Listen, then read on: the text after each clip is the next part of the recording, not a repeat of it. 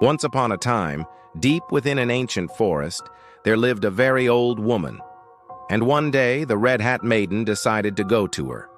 She took some bread with her, some honey, and she walked along a forest path.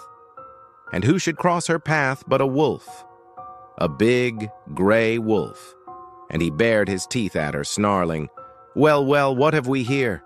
An easy prey for me. Where are you off to, little girl?"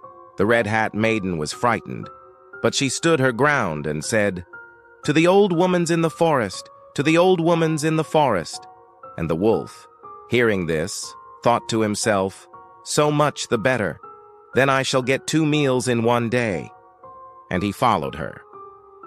When they reached the hut, the old woman opened the door and invited them both inside. The wolf sat down by the fire, and the Red Hat Maiden couldn't help but notice a wolf's skin on the bed, and it seemed to her that the eyes in it shone with a terrible fire.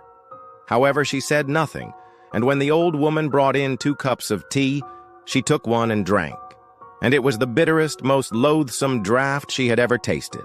And she understood that death awaited her in this place, and the old woman wanted to kill her, to tear her apart like some wild animal. Then the Red Hat Maiden stood up, drew her hunting steel, and shouted, "I will not be torn apart, nor will I be devoured by you. Beast, do what you will, but you will not get the upper hand of me." Saying that, she lunged at the wolf, and although he was taken by surprise, he managed to dodge her blow. He snarled and lunged at her, and for a moment it seemed as though the beast would win. But she was quick and dexterous, and parrying his attack, she plunged her dagger into his womb. The wolf howled, seeing his end approach, and he fled into the dark forest, his blood staining the snow beneath him. And the Red Hat Maiden stepped out into the moonlight, and looking around at the trees, said, "You may run, wild beast, but you cannot hide.